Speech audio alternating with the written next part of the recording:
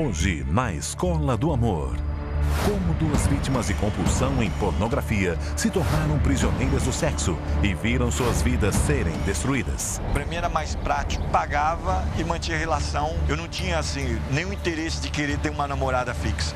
Eu ficava 99% do meu tempo pensando em sexo. A tentativa de ser feliz, de ter alguém comigo, para preencher esse vazio que eu tinha, essa falta de amor, fez com que eu fosse atrás dessas pessoas e tentasse com várias pessoas. Ao todo, eu tive mais de 100 relacionamentos amorosos. Uma reportagem especial, uma análise dos motivos que estão levando muitos adolescentes ao alcoolismo. Se eu pudesse voltar atrás sabendo de tudo errado que eu fiz, com certeza eu não tomaria essa decisão.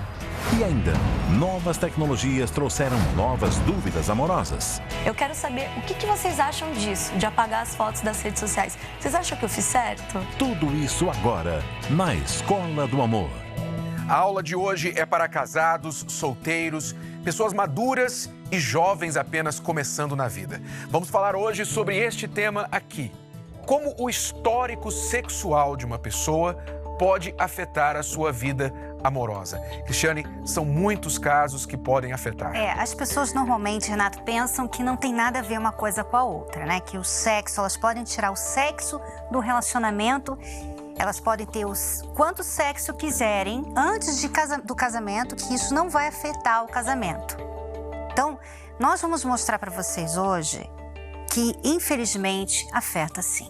Infelizmente, esse mito de que quanto mais sexo você tiver, mais experiente você vai ser, esse mito, ele faz mal, muito mal. E não somente as pessoas solteiras precisam saber disso, inclusive jovens começando agora na vida, pois a pornografia, o vício da pornografia tem começado cada vez mais cedo na vida das pessoas, mas casais também, que descobrem que mesmo depois de casado, quando a vida sexual deveria estar se ajustando, eles descobrem que o histórico que eles trouxeram de bagagem sexual para dentro do casamento começa a afetar sim a relação. Vamos ver esta matéria e nós já voltamos para comentar mais sobre este assunto. Preste atenção. O acesso ao conteúdo pornográfico mudou muito nas últimas décadas. Se há mais de 20 anos um adolescente estava limitado a ver revistas, filme no videocassete ou ficar acordado até tarde para assistir cenas rápidas de sexo em filmes comuns, o jovem de 15 anos atrás já podia baixar algumas fotografias na internet de escada do computador. O grande problema é que a pornografia pode se tornar uma dependência. Essa é a conclusão a que chegou um estudo feito pelo Instituto de Pesquisa do Hospital das Clínicas, o IPQ. A pesquisa, desenvolvida pelo psiquiatra Marcos Canavino, analisou 86 homens com comportamento sexual compulsivo. E entre os jovens, a prática da pornografia também está cada vez mais comum. Um estudo feito pela organização Childline, com 800 pessoas na Inglaterra, chegou aos seguintes resultados. 1 em cada 8 adolescentes, a partir dos 11 anos de idade, veem pornografia de 2 a 3 vezes ao dia. E desses, 83% afirmaram ter chegado a esse tipo de site por acidente. O alto índice é preocupante, de acordo com John Brown, que faz parte da Organização Britânica de Proteção à Crueldade contra as Crianças. Segundo ele, a prática pode distorcer a visão dos jovens do que seja um comportamento aceitável e normal no relacionamento sexual e até mesmo causar disfunção erétil.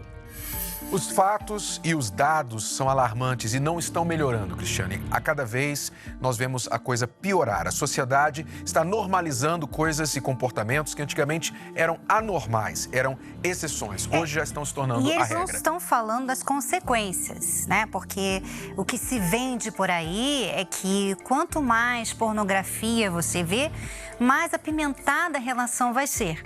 Isso aqui, não. Você que está casado e não está conseguindo se realizar sexualmente dentro do casamento. Você tentou trazer a pornografia para apimentar a relação e agora você descobriu que você está viciado na pornografia e o seu parceiro, a sua parceira, não te satisfaz mais. Você que é uma pessoa solteira e recorre a outros vícios e comportamentos sexuais porque você não tem um companheiro, uma pessoa e acha que aquilo ali vai te satisfazer, mas isso acaba trazendo mais solidão. Entre estas e outras, você vai saber agora como muitas pessoas se tornam prisioneiras do sexo. Algo que deveria ser muito bom, que deveria ser a cereja no bolo da relação, acaba sendo, na verdade, uma grande dor de barriga. Vamos agora descobrir mais sobre isso através da história do Moisés. Aos 8 anos de idade, ele já começou no vício da pornografia. Vamos saber como isso deu início. A minha infância foi marcada por muito amor dos meus pais e também pela questão da miséria. Nós éramos muito pobres. Cresci num lar com uma revolta dentro de mim, principalmente com a miséria. Meu primeiro contato com pornografia foi numa casa de uma vizinha. Ela deixou uma revista que não era explícito, sexo explícito, mas tinha algumas cenas de uma mulher sendo subjugada, tipo sadomasoquismo. E aquilo me despertou o interesse. Eu lembro, assim, que na época da puberdade, eu comecei a me masturbar e procurar ter contato com revistas, né? E aí foi esse o caminho que eu comecei a ter desejo por área sexual desenfreada depois. Vamos dar uma pausa aqui, porque é importante pontuar o que está acontecendo hoje. Isso lá atrás, na época do Moisés, ainda com as revistas pornográficas e tudo mais, cenas assim, bem curtas na televisão, em altas horas da noite. Mas hoje, isso já se tornou comum. O acesso à pornografia hoje é gratuito e praticamente livre. Qualquer pessoa, qualquer criança, sem a devida supervisão dos pais, pode acessar. E o que acontece? Como no caso do Moisés, o primeiro contato do Moisés com o sexo foi vendo abuso, uma prática abusiva, sadomasoquismo, subjugação, a mulher sendo maltratada pelo homem, vice-versa. Então aquilo já criou nele um impacto negativo sobre o que era o sexo na realidade. E você vê que um contato simples, que ele viu uma revista na casa da vizinha, né? Já abriu essa porta. Você vai ver agora o que aconteceu com Moisés. Como que isso foi tão ruim, tão prejudicial para a vida dele. Eu tinha um primo do meu pai que pagou uma prostituta para eu manter relação. E a partir dali, sim, eu me viciei na área sexual. Para mim era mais prático, pagava e mantinha relação, escolhia quem era para ser pago e era esse o... Eu não tinha, assim, nenhum interesse de querer ter uma namorada fixa. Com 17 anos eu saí da casa dos meus pais e fui para Montes Claros, Minas Gerais. Não, você vê uma coisa interessante, porque naquela época, no passado, né, isso acontecia muito no passado, né? O pai, o tio pagava uma prostituta para iniciar o garoto sexualmente. Parar de ficar subindo pelas paredes, vamos dizer assim, né? Só que hoje, as pessoas estão fazendo outro tipo de coisa, Renato. Elas estão indo nas baladas. Vai na balada, vai lá, conhece pessoas, sai com pessoas, para ver se você resolve essa questão, né? Veja como, né? A mesma coisa, só que ele não está pagando uma pessoa hoje não precisa pagar mais, né? Tá de graça, é só você ir nesse lugar que vai ter lá um monte de gente que vai estar disposta a passar a noite com você. Não, e veja o que ele aprendeu. Ele aprendeu que ele não precisava desenvolver um relacionamento. Ele não precisava de namorada. Ele só precisava de algum dinheiro para pagar uma prostituta. Precisava de um corpo. Exato. Né? Não necessariamente uma namorada, um relacionamento, simplesmente um corpo. Então você vai projetando lá para frente o que isso causou na vida do Moisés. Vamos descobrir. Arrumei um trabalho, mas o valor que eu ganhava era para sustentar esse vício aí. Praticamente toda semana eu saía à procura e também pornografia, porque uma coisa alimentava a outra. Então eu tinha um pensamento seguinte: como eu não conseguia me livrar da pornografia, eu queria casar para me livrar daquele problema. Para mim era um problema que, se eu casasse, eu me livraria dele. Durante 5 anos eu fui fiel, mas passou um tempo, era algo muito mais forte do que eu, assim, um desejo de ter várias mulheres, mesmo casado, mesmo tendo uma esposa fixa, mesmo não tendo problema na época, eu fui e adulterei, traí ela e aí começou outro inferno maior ainda. Eu ficava 99% do meu tempo pensando em sexo. Depois desse período que eu comecei a me relacionar com outras mulheres, até com ela mesmo, eu comecei a sugerir pornografia. A gente assistia para apimentar o casamento. Eu comecei a levar para o casamento, assistir vídeos eróticos e aí que realmente foi uma destruição maior ainda. Apimentar o casamento, né? Apimentar o casamento, na verdade, não. Como que a gente pode pegar essa coisa podre e apodrecer um pouco mais? Joga pimenta nos olhos do casamento, na verdade, né? Porque a pornografia é uma propaganda enganosa. Ela é vendida como ele falou, algo que vai apimentar a sua relação.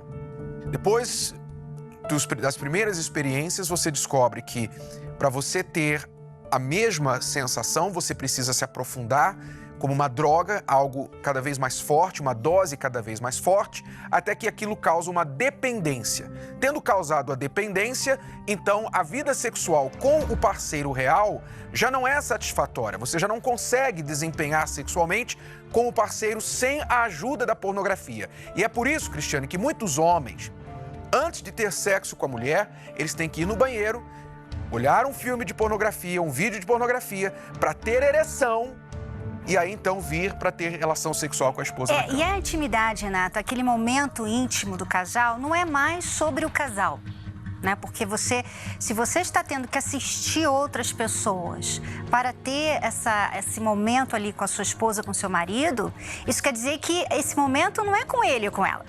Esse momento é com aquelas pessoas. Você vai descobrir agora qual é exatamente a principal razão por trás da disfunção erétil. A disfunção erétil ou a chamada impotência masculina. Acompanhe. Os homens consomem mais pornografia do que as mulheres. Inclusive, existe um estudo onde ele fala, esse estudo ele é da Associação Americana, em San Diego, e ele fala que a pornografia para o homem, ela tem uma resposta à disfunção sexual diferente da mulher.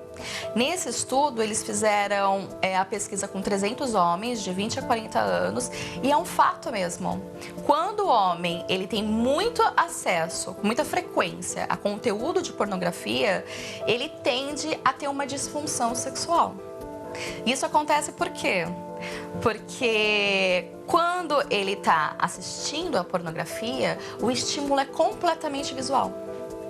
Então, ele acaba viciando nesse comportamento visual e perde a necessidade pelo real. E além de ter muitas fantasias, né, é um conteúdo muito rico de fantasia, né, o conteúdo pornográfico. E aí o que acontece? Ele aumenta a expectativa em relação à realidade, não é? E mesmo que isso seja inconscientemente, ele acaba se frustrando. E o desempenho sexual já não é a mesma coisa. E a satisfação com a sexualidade, mesmo que antes, por exemplo, dentro de um casamento, era tudo perfeito. Quando ele começa a viciar pela pornografia, ele não tem mais a mesma satisfação. E aí começam as disfunções. Ele já não tem mais tanta ereção, porque não tem tanto estímulo. Ele pode ter uma ejaculação precoce. Então, a pornografia, vícios sexuais, masturbação, hoje são as principais causas da impotência sexual. Será que as pessoas não vão despertar? Quando que elas vão acordar para o fato de que isso está prejudicando a vida pessoal e também amorosa, ao invés de estar ajudando? Por isso, muitos estão se tornando prisioneiros do sexo. Vamos continuar assistindo a história do Moisés, que trouxe isso para a sua vida, trouxe a pornografia para dentro do casamento, e vamos ver qual foi o resultado. Aconteceu um episódio assim muito triste mesmo comigo. Na época, a minha mãe veio me visitar e era um momento muito gratificante para mim. Era a primeira vez que minha mãe tinha me vindo me visitar dentro daquela condição. Eu estava estabilizado economicamente. Mas me fala, e o casamento, como está? A sua esposa, tá dando tudo certo? Tá tudo bem, mãe. A gente tá sempre lutando para tentar melhorar, né? Você sabe que nada vem de graça nessa vida. Eu sei, filho. Me lembro perfeitamente como era. Mas a gente não tinha dinheiro pra nada. Mas agora tem. Você vai ficar aqui pra jantar hoje, que a gente vai ver quanta comida tem. Eu vou sair, mas eu volto logo, pra gente tomar um café junto. Ué, mas eu vim pra jantar com você e você vai sair? Trabalho, muito trabalho. Eu não consegui desmarcar, mãe. Tá bom. Vou ficar te esperando então, filho. Até já. Até.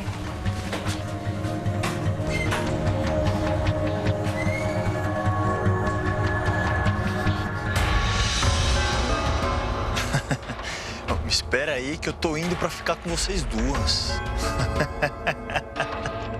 Naquela noite, eu saí para encontrar com 2 garotas de programa. E quando eu voltei, encontrei a minha mãe, quando ela olhou para mim, é como se ela soubesse que eu tinha feito algo de errado. Oi, mãe. Você tá me esperando? Já é tarde? Tarde mesmo. Sua esposa já foi até dormir? O jantar estava ótimo. Carne assada, mandioquinha. Eu não quero me meter, mas eu estou preocupada. Se eu não estivesse aqui, sua esposa ia fazer a comida à toa. Ia jantar sozinha. Isso não tá certo. Mãe, ela sabe que eu trabalho muito. Ela precisa entender, poxa. Ela até pode entender. Agora aceitar? Não, isso não tá certo. E eu senti uma tristeza muito grande comigo mesmo. Eu me sentia sujo, culpado e não saía, era como se estivesse impregnado no meu corpo. Você vê que é tão ruim, né? É tão prejudicial à pessoa que ela se sente suja, né? Você, por exemplo, que tem esse vício, você que tem esse problema, você não se orgulha disso. Eu duvido que você se orgulhe disso. E não é questão de ser moralista, Cristiane. Não é questão que alguns dizem assim, não, as pessoas se sentem mal porque a sociedade julga, porque a sociedade condena, por isso que elas se sentem mal. Não, nada disso. Nós temos conhecimento real, de primeira mão, temos casos que nós atendemos, pessoas que nós aconselhamos e tratamos, prostitutas, garotas de programa, garotos de programa, que faziam isso por dinheiro, faziam isso achando que estavam arrebentando, que estavam curtindo a vida, só que depois do programa sexual, eles se trancavam no banheiro, lavavam o corpo com água sanitária para tentar tirar aquela sensação de sujeira. Mesmo os chamados profissionais do sexo se sentem sujos depois de terem praticado esse tipo de ato. Então, é contra a natureza, entenda. Por mais que as pessoas possam falar, querer normalizar isso, mas é contra a natureza e o seu corpo rejeita, o seu próprio corpo rejeita essa prática. Então, ouça o que o seu corpo está te dizendo. Isso não está fazendo bem para você. Aquilo que ele sentiu quando a mãe dele olhou para ele, aquela sensação de ser sujo, era o corpo dele falando para ele, você está errando. Daqui a pouquinho, não sai daí, porque daqui a pouquinho você vai entender o que Moisés fez para mudar. Há solução, sim. Mas vamos conhecer agora a história da Cibele. Preste atenção, porque a Cibele, que hoje é esposa do Moisés, mas antes de conhecê-lo, também trouxe com ela uma bagagem muito grande por causa da maneira deturpada que ela via o sexo. Ela praticava o sexo como uma forma de anestesiar problemas de agressividade, de autoestima. Vamos conhecer a história da Cibele agora. A minha infância foi um pouco conturbada. Minha relação com os meus pais era bem distante. Minha mãe é de origem oriental, então eles são bem fechados, são bem frios, né? E meu pai, de origem nordestina, bem falador, mas ele teve uma infância também conturbada devido aos pais dele, né? No caso, o pai batia muito nele. E levando para o casamento, havia também essa violência da parte do meu pai de estar agredindo a minha mãe. E ela, normalmente, não reagia. Vendo esse comportamento do meu pai, dentro de mim, eu não tinha vontade de casar. Eu vou morar com a pessoa, porque se eu quiser ir embora, se eu quiser me separar, vai ser mais fácil. Eu sempre pensei isso. Olha isso aí, olha isso. Olha isso, você pensa que se você é um bom pai, você é uma boa mãe, o seu filho já tem tudo o que ele precisa. Só que não, veja que o pai dela não era um bom marido, nem a mãe uma boa mãe, uma boa esposa. O que muitos pais não entendem é que o filho percebe na prática o quanto o pai ou a mãe o ama pela forma que eles se tratam. Então, o filho olha para a mãe, olha para o pai e como eles se relacionam e pega desta experiência, desta interação, exemplos para a própria vida. Ela absorve o sofrimento dos pais para si. Então, aquilo acaba afetando também a criança emocionalmente. Então, não basta, como a Cristiane disse, não basta você dar tudo para o seu filho e achar que você pode compensar um mau casamento dando tudo e mais um pouco para o seu filho. Não basta. Você precisa trabalhar aqui como parte de dar ao seu filho uma solidez para a vida. Vamos continuar assistindo. Aí, chegando à minha adolescência, eu comecei a me envolver com relacionamentos. Eu buscava o amor que eu não tinha em casa em relacionamentos fora. Nenhum dos relacionamentos dava certo. Ou por conta de eu não gostar da pessoa, ou por conta de traição da pessoa ou da minha parte também. Comecei a namorar aos 14 anos. E a partir dos 17 eu comecei a ter relacionamentos sexuais com a pessoa. Ao todo eu tive mais de 100 relacionamentos amorosos. A tentativa de ser feliz, de ter alguém comigo, para preencher esse vazio que eu tinha, essa falta de amor, fez com que eu fosse atrás dessas pessoas e tentasse com várias pessoas. A cada relacionamento eu me iludia, a cada relacionamento eu começava a gostar da pessoa, eu até ia atrás, mas todas as tentativas eram frustradas. Olha só, né? A cada relacionamento ela se entregava e ela se frustrava. Veja só, veja a enganação, porque muita gente fala, inclusive celebridades, falam assim, não, quanto mais relacionamento você tem, né, mais casamento, mais gente você conhece, mais experiente, mais você vai saber mais como fazer um relacionamento funcionar. Só que... Ela teve 100, mais de 100. Só que as pessoas não entendem muitas vezes que elas dizem assim, é bom ter experiências, né? É bom, quanto mais experiência, melhor. Só que experiência tem boa e tem ruim. E você ter experiência ruim, você aprende o quê? Você aprende somente que você não deveria ter entrado naquilo. Então, no caso dela, 100 relacionamentos. Quer dizer, a busca... Mais de 100, né? A busca por amor, por afeição. Você imagina quantas vezes relacionamentos relâmpagos, relacionamento de uma noite, aquela talvez nem possa chamar de relacionamento, uma ficada sexual aqui, outra ali. Quantas vezes ela perdeu a crença, a fé no amor e começou a pensar assim, sabe, acho que amor não existe, acho que homem é tudo igual. Enfim, cada experiência ia levando um pedacinho do coração dela. Vamos continuar assistindo. Eu tinha uma vida realmente desregrada, promíscua, eu vivia como eu queria lá fora. Mas ao mesmo tempo eu tinha um peso dentro de mim, porque como eu não me cuidava, o meu maior medo é ter pego o vírus do HIV. Daí eu resolvi fazer o exame. Quando eu peguei o exame, ainda dentro do carro, eu sentada, e eu acabei vendo o exame como positivo, de que eu estava infectada. E comecei a pensar, essa doença não tem cura, então o que eu vou fazer? Se eu tomar tudo, eu acabo com isso de uma vez. Se bem que com tiro seria mais rápido. Eu sei que meu pai tem uma arma. Onde será que ele guarda?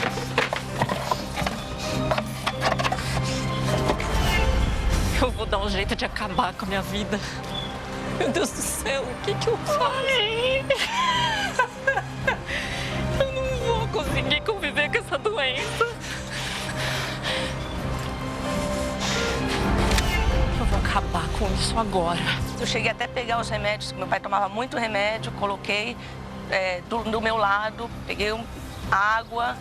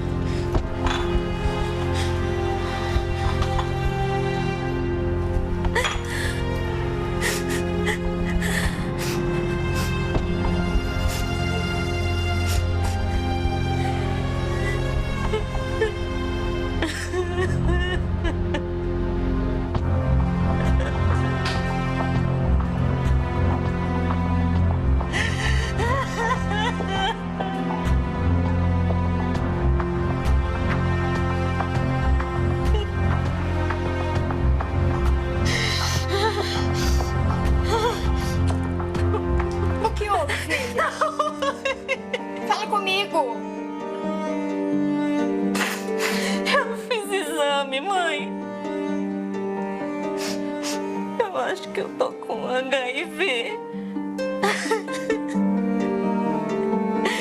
Eu quero me matar, mãe. Desculpa, mãe, desculpa. Fiz um monte de besteira. E nesse momento que eu falei pra ela, ela ficou muito preocupada, ficou muito desesperada e foi atrás do meu pai. Meu pai chegou, entrou no meu quarto e perguntou o que estava acontecendo, se era isso mesmo. Eu falei que era, o exame está aí, o senhor pode comprovar. Ele falou então que eu não precisava fazer isso, que ele iria me ajudar no que fosse preciso. E nesse momento também ele falou de Deus para mim. E depois de uma boa conversa, eu chorei muito, porque eu estava realmente decidida a tirar minha vida. Eu chorei muito e ele falou, vamos, a partir dessa semana, a gente vai buscar um médico e vamos ver o que ele diz sobre esse exame. Chegando lá, eu tive uma grande surpresa. Ele pegou o exame já aberto e olhou o exame e falou assim, parabéns, o seu sangue está supimpa. Ele falou com essas palavras, eu nunca vou esquecer. Aí meu pai começou a chorar, né? E eu também, porque eu achei que realmente eu estaria infectado. Depois disso, eu coloquei a minha cabeça para pensar. Eu decidi que não queria mais ter uma vida nesse sentido. Uma vida promíscua que eu estava tendo. Eu decidi ouvir o que o meu pai falou, de buscar ajuda em Deus. Eu conheci um rapaz, uma pessoa, namorei durante 3 anos e me casei com ele. Esse casamento durou 6 meses porque ele me traiu já no namoro. Inclusive, eu recebi informações sobre a pessoa e me orientaram a não me casar com ele porque ele não era uma pessoa correta. Não quis dar ouvidos e me casei. Isso é importante a gente pontuar aqui porque ela recebeu o sinal, antes de se casar, de que não era uma pessoa apropriada para ela, porque já tinha traído no namoro, mas talvez ainda aquela carência, aquele desejo de ter alguém falou mais alto. Porque, Renato, o simples fato da Cibele ter decidido parar de errar não é o suficiente para ela ser feliz, né? Você pode decidir de parar de errar hoje e não cometer os mesmos erros. Mas você sabe fazer funcionar? Não adianta só parar de se ferir. Você tem que agora curar as feridas que já foram feitas. Ela tinha feridas feitas no coração dela, carência e tudo mais. E aquilo ali falou mais alto na hora que alguém deu atenção para ela e a pediu em casamento, mesmo depois de ter traído. Então, obviamente, não poderia ter sido diferente. O casamento durou apenas 6 meses e acabou. Então, vamos ver como ela resolveu tudo isso.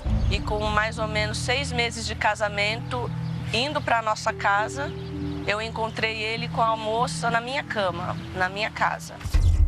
O que é isso, Paulo? Você tem vergonha na cara, seu cachorro? Na nossa cama, eu não acredito. O que você tá fazendo aqui, Cibele? Você é um mau caráter. Eu não quero nunca mais te ver na frente. Cibele, dá um tempo. Vai tomar uma água, depois nós conversamos. Conversar? Eu não tenho nada pra falar com você, não. Eu quero distância de você. Some da minha vida. Cibele, sai daqui. Você tá me atrapalhando. Eu nunca mais quero olhar na sua cara, desgraçado.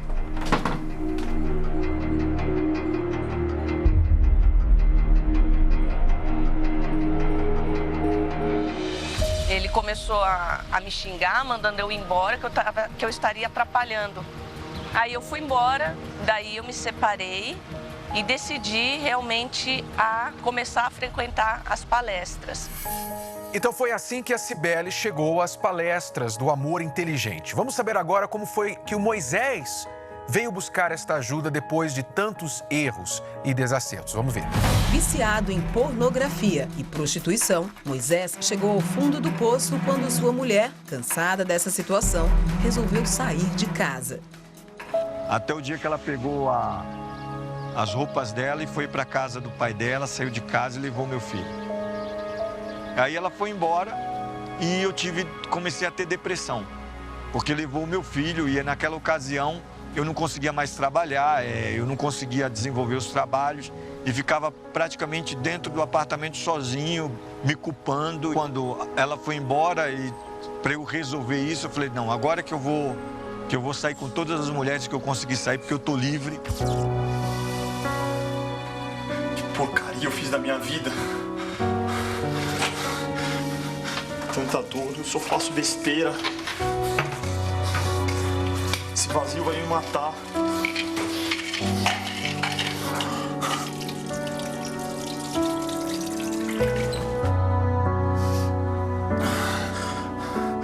Nem que eu podia morrer agora, que ninguém sentia minha falta mesmo. E pelo menos essa dor parava. Eu tinha tudo. Eu tinha mulher, eu tinha filho, eu tinha tudo. E agora eu não tenho nada. Nada. Eu sou um nada.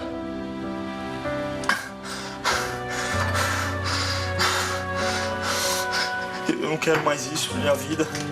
O que eu fiz da minha vida? O que eu fiz da minha vida? Aí, praticamente, de 2005 a 2007, eu passei nesse tormento, não é? Em final de 2007, 31 de dezembro de 2007, eu comecei a vir. E comecei a participar das palestras. Durante um ano, eu participei de todas as palestras. Naquele momento que eu tomei a decisão de participar das palestras, eu comecei a ser curado. Comecei a ter alívio, a ter paz, a ter controle sobre os meus atos. Nesse período, Cibele já frequentava as palestras e também estava se curando. Ali eu fui recebendo a direção, fui ouvindo a palavra, fui colocando em prática e a minha vida foi mudando. Ela foi se transformando. Eu comecei a ser mais racional, menos emotivo. Aquela dor dos relacionamentos que eu tive lá atrás foi ficando tudo para trás. Eu me empenhei a participar das palestras e obedecer o que era passado nas palestras. Aquela Cibele rebelde, briguenta, triste, sem amor, foi ficando para trás. 2008 começou completamente diferente. Eu tinha uma perspectiva de vida totalmente com valores, com princípios. E eu comecei a colocar em prática tudo aquilo que eu nunca tinha feito em toda a minha existência naquele momento ali. Fiquei 4 anos frequentando as palestras. Aquele desejo desenfreado, aquele vício que me escravizava, ele já não tinha mais domínio sobre mim. Eu ficava 99% do meu tempo pensando em sexo. Era algo que eu não tinha controle. E a partir daquele momento que eu comecei a participar das palestras, aquilo me ajudou e eu não tinha mais aqueles desejos desenfreados. Bom, a gente vai saber daqui a pouquinho como é que os dois se conheceram, mas fica claro aí, Cristiane, que antes do Moisés e da Cibele se realizarem no amor finalmente, eles precisaram de um período de cura e de limpeza de toda aquela sujeira, toda aquela bagagem do passado, de promiscuidade, de vício sexual, de tantos erros e coração partido que os dois tiveram. O Moisés precisou aprender a viver sem o sexo o tempo todo, né? Porque ele pensava sobre sexo 90% do 99%. tempo. 99%. Quer dizer, ele teve que se limpar, ele teve que se curar. Ele foi curado. Aliás, é uma coisa, Renato, que as pessoas não sabem sobre a palestra. A palestra não só ensina você a se relacionar. A palestra não ajuda só você a se conhecer. A palestra também cura as pessoas. Porque uma palavra que você recebe pode mudar completamente a sua vida. Então, assim aconteceu com a Cibele e o Moisés. Os dois foram curados desse passado horrível. E não só isso, Cristiane. Muitas pessoas agora que estão nos assistindo pensam assim. Pessoas com passados, com bagagens semelhantes, pensam assim. Não há como eu me livrar disso. Não há como, porque eu já fiz tanta coisa, eu já errei tanto, já me entreguei a tantas coisas, que não tem como eu recomeçar. Eu estou no fundo do poço, não tem mais volta. Pense, uma pessoa que foi viciada na pornografia desde a infância. Uma pessoa que, a Cibele, no caso, que teve mais de 100 homens, 100 relacionamentos. E infeliz em todos os sentidos na vida amorosa. Como que uma pessoa com este passado da Cibele e do Moisés poderia recomeçar como se esse passado nunca tivesse existido? Este é o poder do que acontece nas palestras. A limpeza é tão profunda e tão completa que eles falam e não choram. Você percebe que eles falam, eles não choram, eles não se lamentam, eles não estão se debulhando em lágrimas aqui como se fosse uma coisa que ainda machuca. Não há mais o trauma, né? Não, estão curados. É a cicatriz que está ali, eles lembram, está ali uma marca. Sim, aconteceu, houve uma ferida, mas não dói mais. Esse é o poder do que acontece na terapia do amor, as nossas palestras para casais e solteiros. Agora, vamos saber como eles se conheceram e como está o casamento deles hoje. Depois de 4 anos já frequentando as palestras, praticando, através de amigos em comuns, eu conheci o Moisés. Depois de 2 anos, eu já estava curado, eu já estava bem comigo mesmo. Nós conversamos e até então a gente começou a namorar. O namoro foi excelente, porque eu nunca tinha namorado. Nada mais, nada menos do que beijo e abraço. Não importava para mim se ela poderia ter mais de 1000 relacionamentos.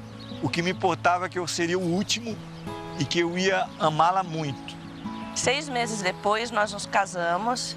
Hoje nós continuamos frequentando a palestra. Eu já tenho mais de 12 anos, ele já tem mais de 10 anos que a gente frequenta essa palestra. Lá nas palestras a gente aprende a desenvolver a nossa fé, desenvolver nosso dia a dia, seja em qual área for. Se você não tiver uma manutenção, você perde o seu foco.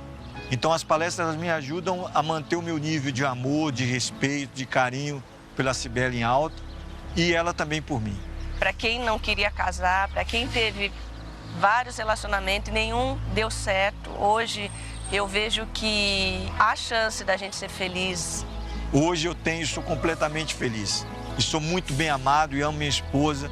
Ele é meu melhor amigo. Eu não tenho amigas. Meu amigo, minha amiga é ele. Ter uma esposa era algo impossível.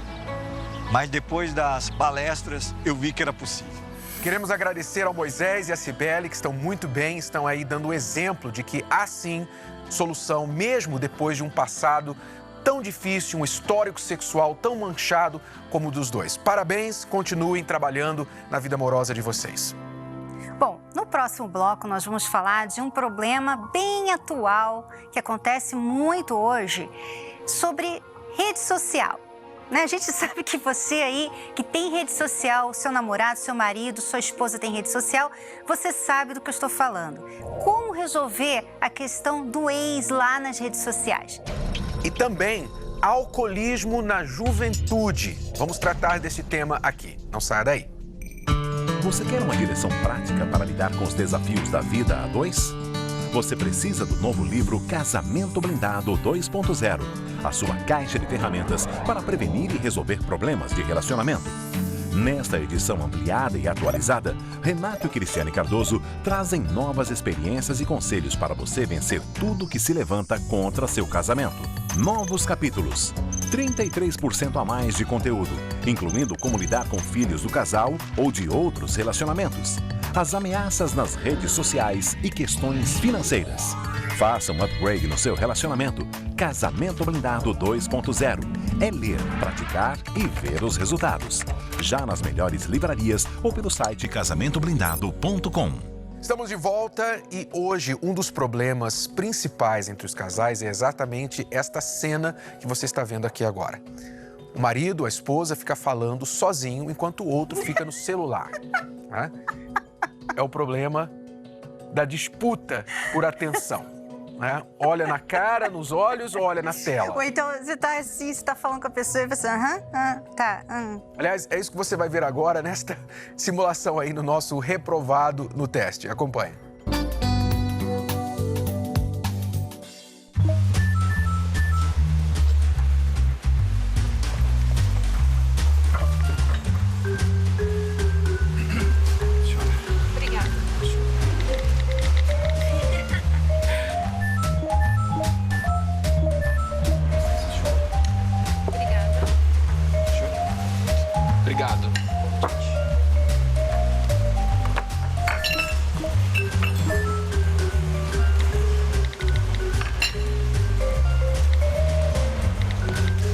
Pode ficar com o troco.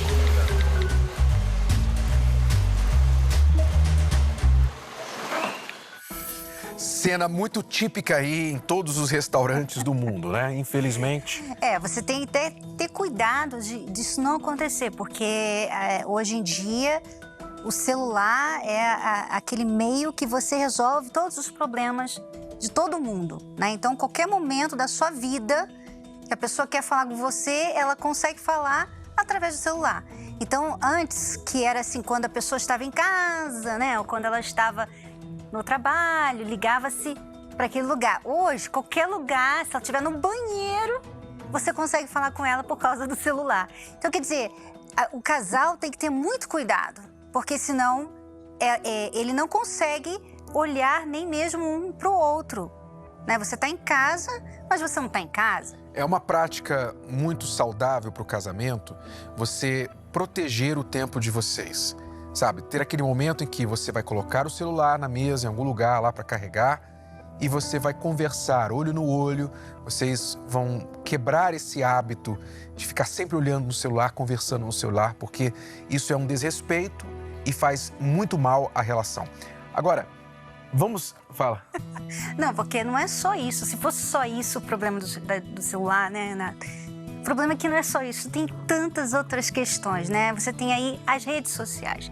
As pessoas hoje não estão sabendo lidar com o que elas acham. Então, se você, como você vai ver agora, essa notícia dessa mulher que foi traída, né, virtualmente, o marido estava lá conversando com outra mulher, e o que ela fez? O que ela fez? Olha só o que ela fez, o que as pessoas estão fazendo também através das redes sociais. Veja só.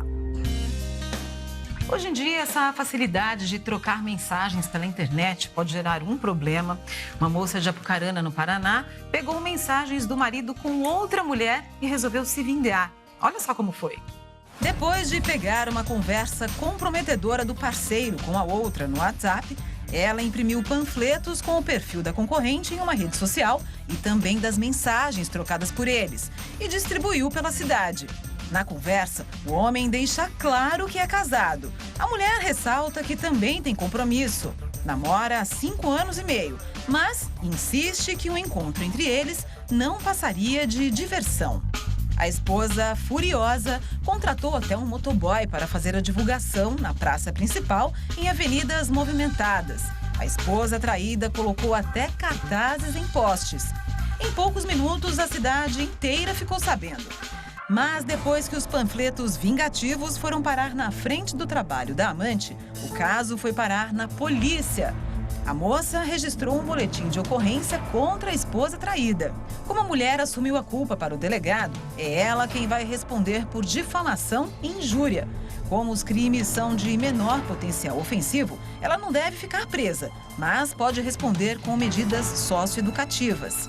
Depois da superexposição, a amante quase não é mais vista na cidade. Além de ter sido traída, ela também se deu mal, né?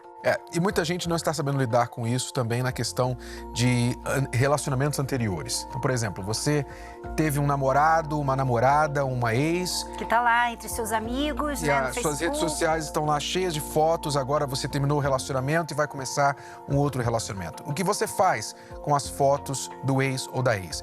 Vamos acompanhar e vamos ver essa pergunta aí da Tawane a respeito disso.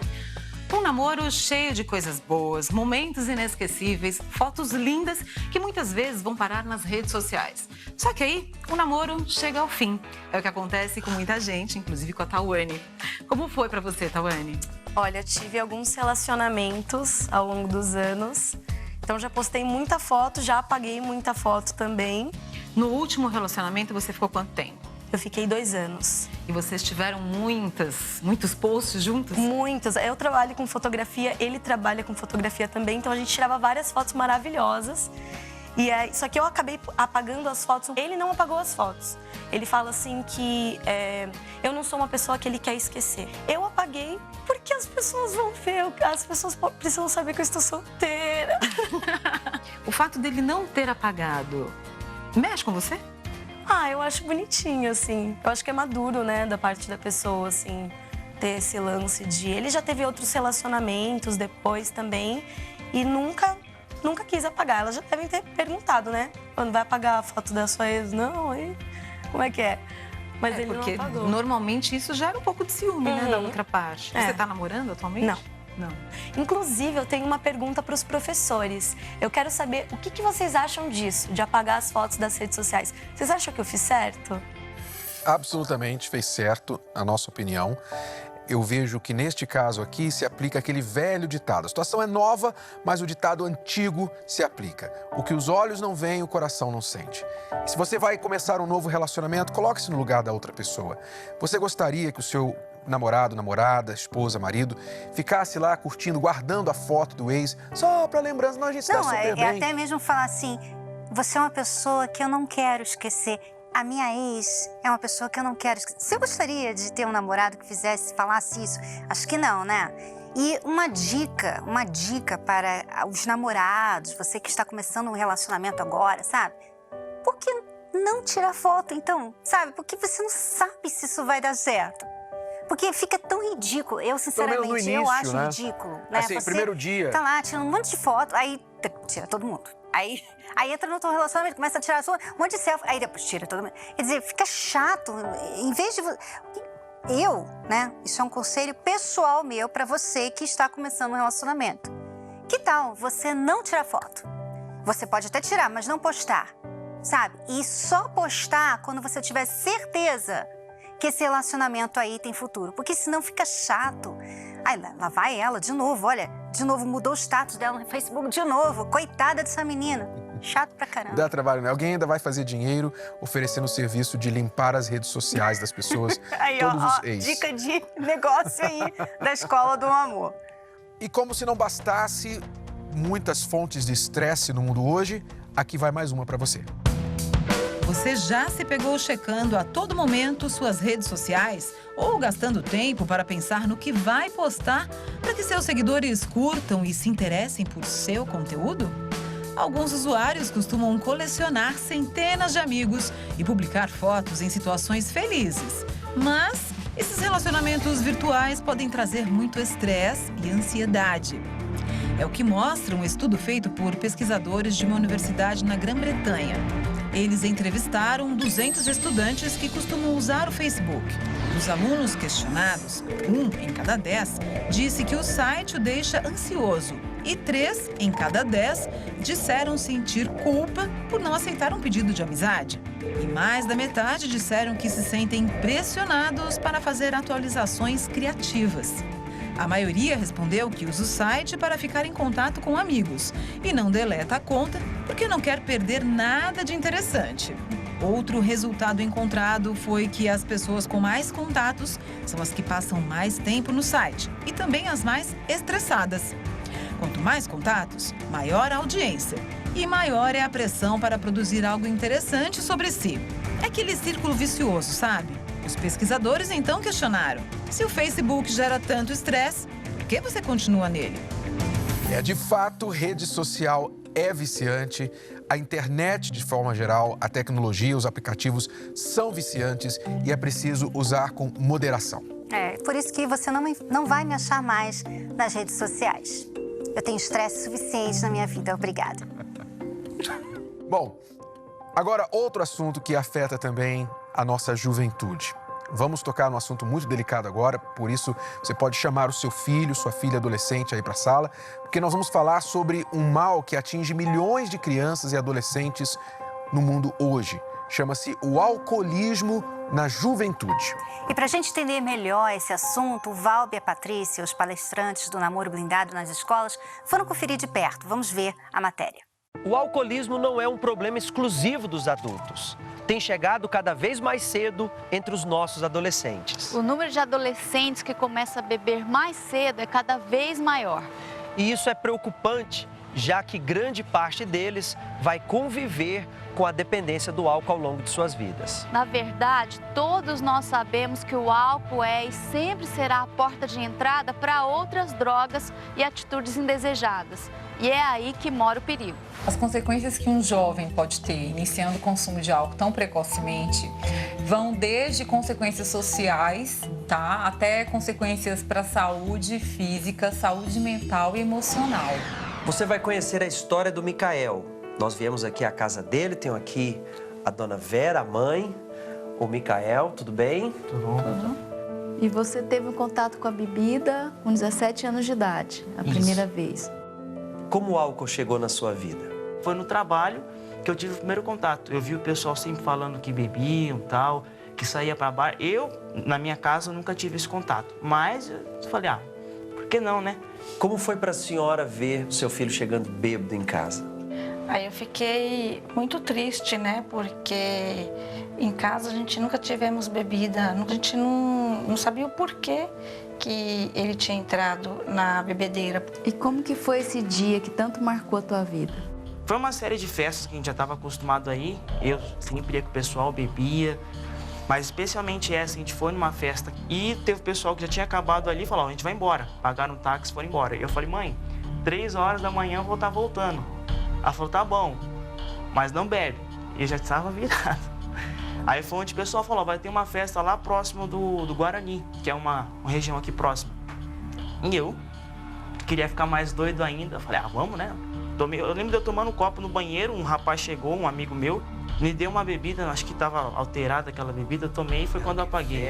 Aí depois eles falaram que eu não lembro, mas eu vi vídeos depois, eu zoando tudo lá na festa. Foi quando eu caí, tive um ataque na festa e os meus amigos me jogaram para fora do lugar lá na hora. Eu fiquei na rua, no sereno, quase peguei hipotermia.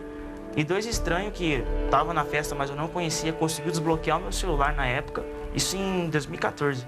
Para mim foi um susto muito grande. Quando eu cheguei lá, ele estava na sarjeta, ele estava já tinha tirado a camisa dele, porque ele tinha vomitado todinho. Ele não falava coisa com coisa. Coloquei ele dentro do carro, eu levei no hospital, ele já pediu emergência, falei emergência porque ele está fora de si. Aí o médico pegou e já deixou todos os pacientes, socorreu ele, falou assim para mim, mãe, o que ele teve? Ele usou droga? Eu falei, doutor, eu não sei responder. Porque ele estava na festa e para mim ele nem tinha bebido, porque ele nunca bebeu. Aí o médico, nessa madrugada que eu cheguei, o médico só falou assim, a senhora dá graças a Deus, porque por meia hora a senhora ia perder seu filho.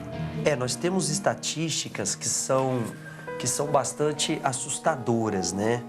Aqui são dados que uma rede de escolas fez em que seus alunos entre 11 e 24 anos, eles tinham essa situação, veja só.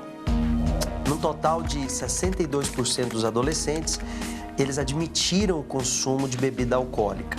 43,7% afirmam que iniciaram com o álcool por curiosidade. 9,8% afirmam que iniciaram por vontade de descontrair. E 5,6% por influência dos amigos. Eles começaram cedo, já que 37,3% iniciou o consumo do álcool entre 11 e 15 anos de idade e 23,3% iniciou entre os 15 e os 18. 30,8% desses alunos já tiveram episódios de embriaguez. Dentro dessas estatísticas aqui, onde você começou? Por curiosidade, para descontrair ou por influência dos amigos? Nas 3. Das 3? Foi as 3 juntas. Essa festa saiu caro para você? Essa e foi a última. Foi a última. Foi a última também. O adolescente aprende que para ele ser legal, ser descolado, ele tem que beber um pouquinho, porque aí ele vai relaxar ou porque ele quer ser aceito, né? Então, a busca do jovem, que é ser aceito no grupo, ele, então, às vezes, copia o comportamento desse grupo para que ele seja bem-vindo e para que ele tenha amigos, né? Se eu pudesse voltar atrás sabendo de tudo errado que eu fiz, com certeza eu não tomaria essa decisão. Porque eu sei que não precisa dessas coisas para ser feliz. Mas, como eu não posso voltar atrás, isso colaborou o quê? Para mim ter experiência. Experiência de não cometer esses erros e poder ajudar alguém que um dia passou por isso. Bom, nós estamos com a dona Evalda e o Matheus. Ele, que é um garoto que, apesar de não beber, os amigos não o consideram um careta. É isso mesmo, Matheus? Exatamente. A gente tem uma relação de amizade, só que a gente sabe muito bem separar as coisas. Eu respeito eles bebem, só que eles não me oferecem também pelo respeito, sabem que eu não gosto. Então a gente vive assim, uma amizade normal como qualquer outra, só que com seus limites. A gente tem um convívio super normal. Cada um no seu quadrado. Exatamente. Já chegou a situação que você teve que socorrer alguém? Já um amigo meu, ele começou a chorar na festa. falando que a namorada dele ia ficar muito brava com ele porque ele tinha bebido. E aí eu falei, não, cara, calma, vamos lá. E aí eu tive que tirar ele da festa à força, porque ele não queria ir, ele chorava. Aí foi na rua que ele gritava, foi bem vergonhoso. Sim. Eu sempre disse para ele que nós não precisamos de álcool, de nada disso para viver. Então eu procuro ficar amiga dos amigos dele, às vezes ele também não sabe. Olha a dica que legal dela, ser amiga dos amigos. Porque é muito importante, né? O pai estar presente no cotidiano, conhecer quem são os amigos, porque é quando há essa proximidade que ele vai eliminando a possibilidade do filho cair em algum tipo de vício. Os pais podem influenciar os filhos a consumirem o álcool tão cedo, principalmente pelo exemplo. Então não adianta um pai que bebe, fica bêbado na frente do filho, chega em casa bêbado e aquilo ali é legal e no outro dia... ok, não se fala mais nisso, isso não é legal, isso realmente é um exemplo para o filho de que aquilo é normal. O exemplo é mais importante do que as palavras. E nós viemos conferir de perto o que são os famosos esquenta. Nós estamos em frente a uma grande entidade de ensino aqui na capital paulista e o que nós pudemos comprovar são jovens, até menores de idade, alcoolizados, consumindo mesmo aqui em grande quantidade o álcool. Agora, pai, mãe, não cometa o erro de ficar ausente na rotina dos seus filhos. Conheça os amigos, conheça os ambientes. Entenda os sinais que o seu filho muitas vezes emite, pedindo atenção, pedindo mais carinho. Porque exatamente nestes erros, muitos pais têm perdido o convívio com seus filhos. Ir atrás, ver onde está, ver onde vai, que bebida está bebendo. Se possível, até vasculhar os armários para ver se não está escondendo coisa, porque eu fui enganada e não sabia.